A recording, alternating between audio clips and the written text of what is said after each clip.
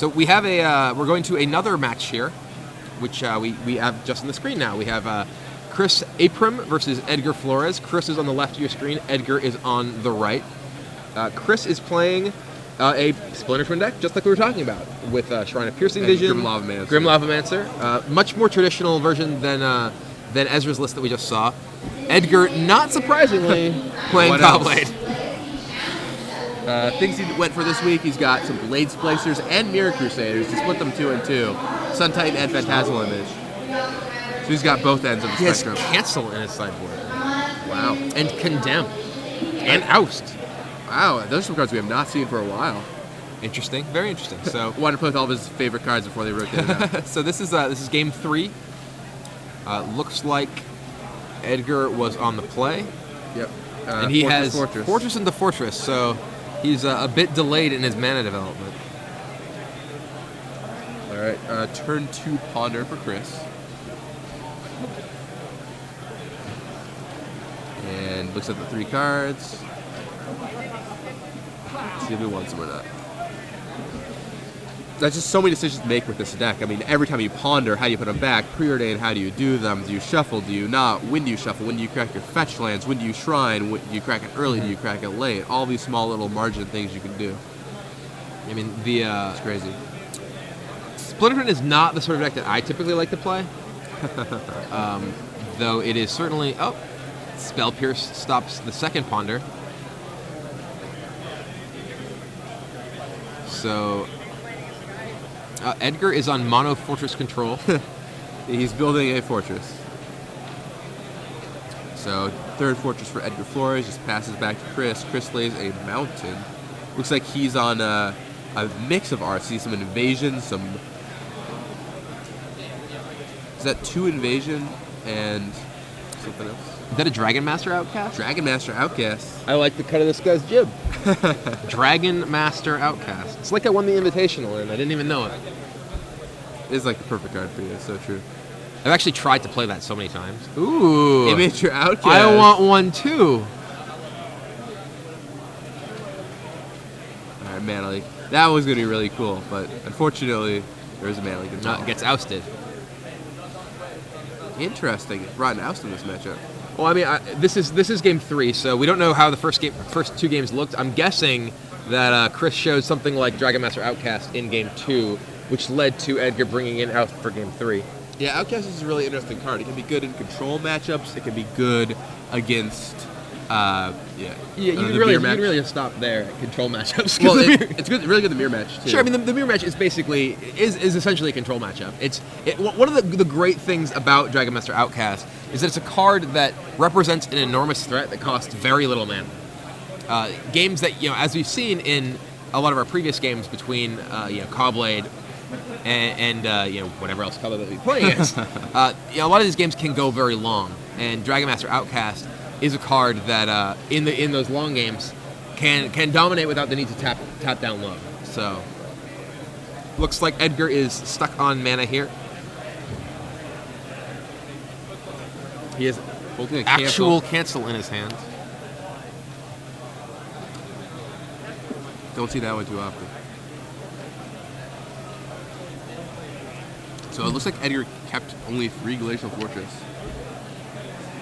Not where he wanted to be. How many lands? Well, Edgar has no Jaces. Interesting. He's really championed Jace for a long time, and he finally chose not to play it. I wonder what was behind that decision.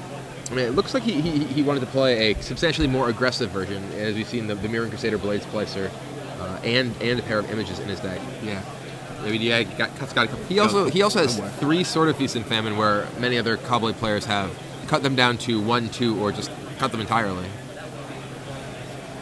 Yeah, seeing the sword numbers go up and down, I think, is really interesting, because some decks have a lot, some decks have few. If you're playing with Mirror Crusaders, playing a couple swords makes sense. So Edgar finds his 4th land, a Tectonic Edge, deploys it.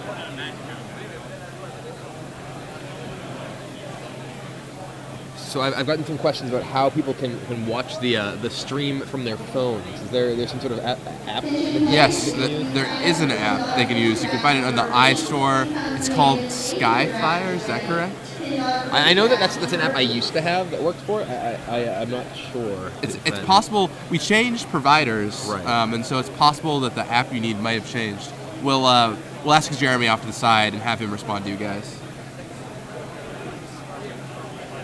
And preordained comes down for Edgar Flores. Both players just playing the slow game, and this is an interesting matchup because if Cobblade, taps low, Twin could just win out of nowhere. So you really have to play a long game. There's the Exarch. And then there's the Exarch.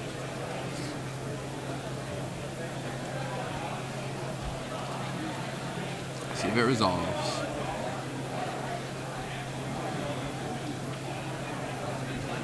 And it looks like it does resolve. All right, and he's gonna let him untap. Did he use the trigger? I think he untapped one of his own lands. Looks like Justin TV has an app you can buy off the iStore. Also, Skyfire browser. It used to work. I think it still works. We're not 100% sure, but that is one place to try. Of course, if you're out and about and trying to find out, and we're telling you right now, this probably isn't helping you. But if you're listening and you're wondering how to do it later, hopefully this will be of assistance. So I will. Chris, I'll tweet it. Sounds good. Chris casts another Ponder and puts them back. And plays a Spellskite, trying to protect his combo before he goes for something.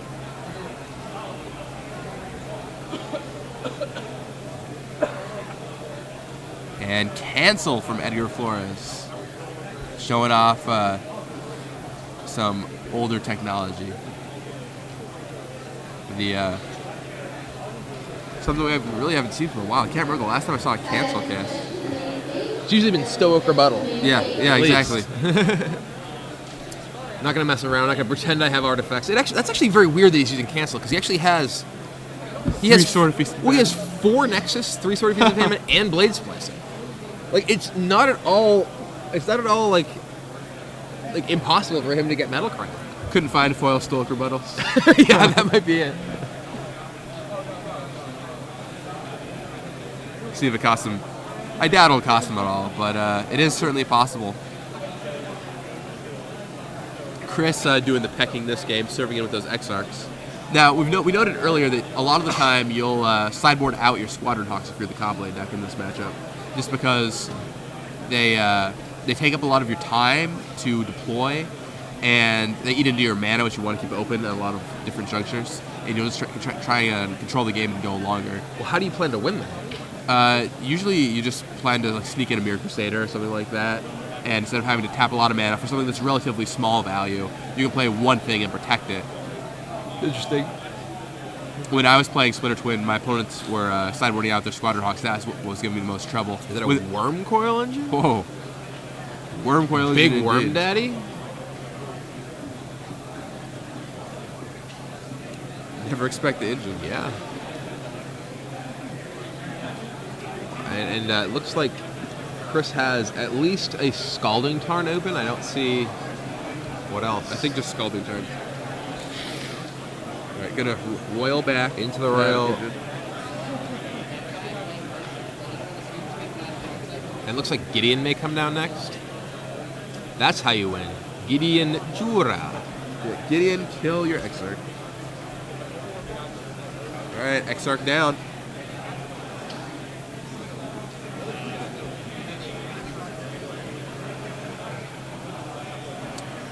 And now, and Edgar's going to Tech Edge Chris's Almar Depths too. And now, once Edgar untaps, you can just play the game and protect Gideon. And that's probably why you bring Cancel in this matchup. You just play a slower game, wait for Twin to make a move, and then you just set up your control plan. Cancel makes total sense to me. A game like this, if Chris hadn't tapped out for that Wormcoil engine, when would Edgar have ever really had an opportunity to play Gideon Jura? Like Wormcoil engine out of Chris's deck is actually what seems sort of strange right here to me. Oh, I agree. I think he probably left it in as a 1-up and then accidentally drew it. It's like, well, I guess I'll cast this. It looks like Chris is that actually his graveyard on the right? I thought he had access to an extra mana after last turn, but it looks like he's actually down to 5 mana and can't even recast that Wormcoil. Oh my.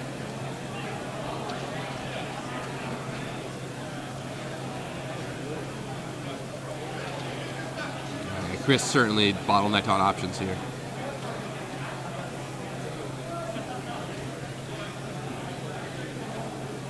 into the Royal on Gideon Jura. So he's going to send back Gideon, pick up a card.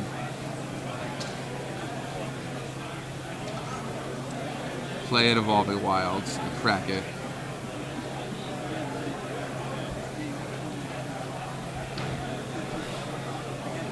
And just pass back to Edgar. So he only has a single island untapped, which could let him spell Pierce Gideon Jura if Edgar does not have another land. Edgar does not walk into that trap. Edgar playing safe rather than sorry. Just pass it back to Chris.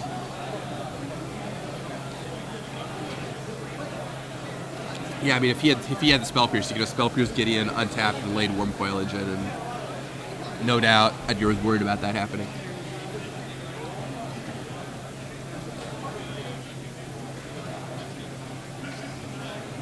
Here comes Worm Coil.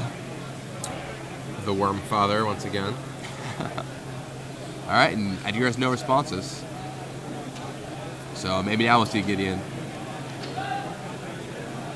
Chris still holding up that Blades. It's a Mirran Crusader.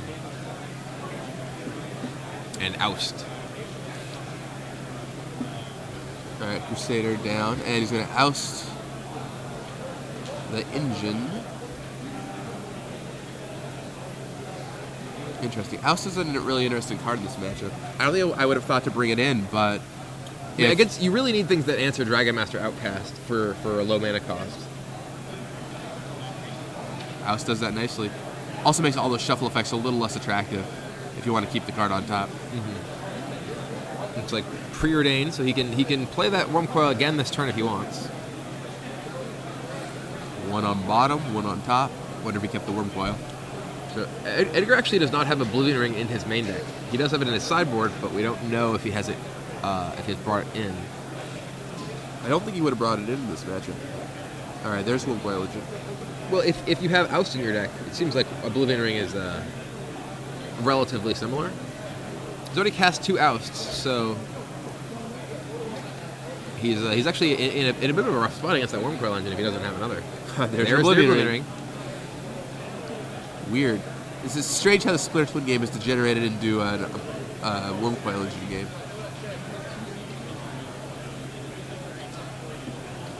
Alright, attacks. So now Mirran Crusader is definitely a very scary gentleman if it can pick up a sword. So Chris must be a little worried that could come to be the case for the next couple of turns.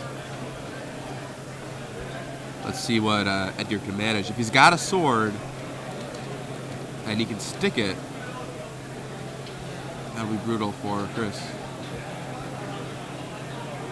We have not seen Grim Lavamancer from Chris here, which would be an excellent answer to that Mirran Crusader, which could also just win the game on its own. It looks like he's trying to figure out how he's going to interact with Into the Royal.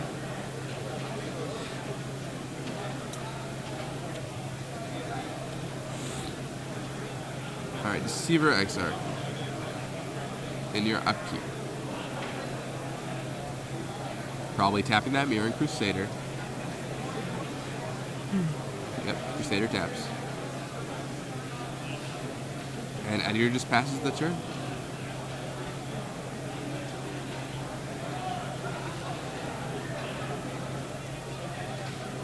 Looks like Chris draws a Mana Leaf. And let's see what he does now.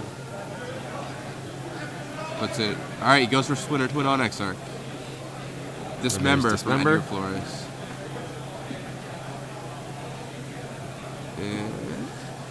It looks like Chris is not particularly well set up to fight this right now. He only has 3 mana untapped. Edgar has what, 7 mana and a fistful of cards that he has not been casting.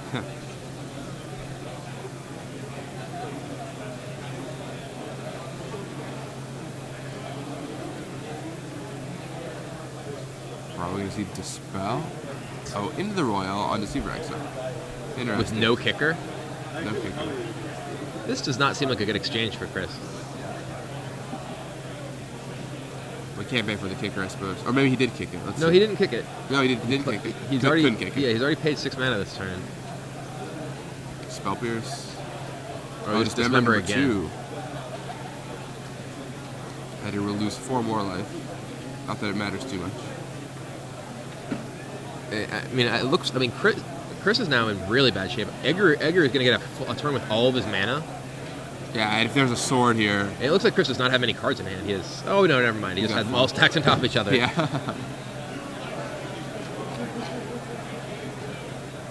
All right, in comes Mirror Crusader. That'll drop Chris down to 15. No, he did not have a sword. So, There's Gideon. Gideon Jura. Puts Chris on a 2-turn clock.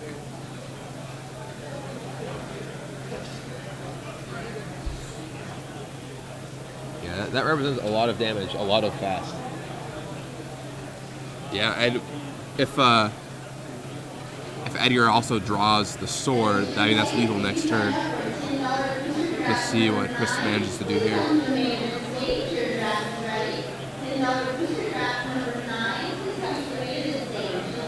Slagstorm. Targeting your Mirror Crusader. Yeah, more or less. So Slagstorm does not stop Gideon, however. Gideon... Very little stops Gideon. Boom. All right, Chris to 9. And Edgar could win next turn with Gideon plus Celestial Conduit.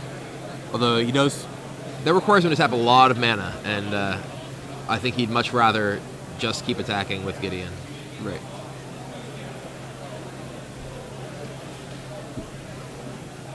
Let's see. All right. Edgar plays lands. And just going to serve with Gideon. Yep, like you said, playing it safe. Leaving a whole lot of mana open with a whole lot of cards in hand. And just going to pass back to Chris. Chris plays Manic Vandal. All right, Manic Vandal.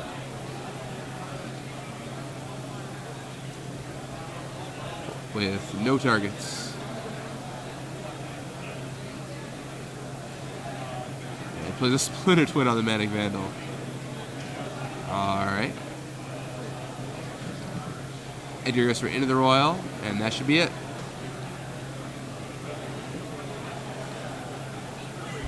Let's see if Chris extends the hand. All right, well, that goes back. Is he... Okay, yeah, he's responding to the...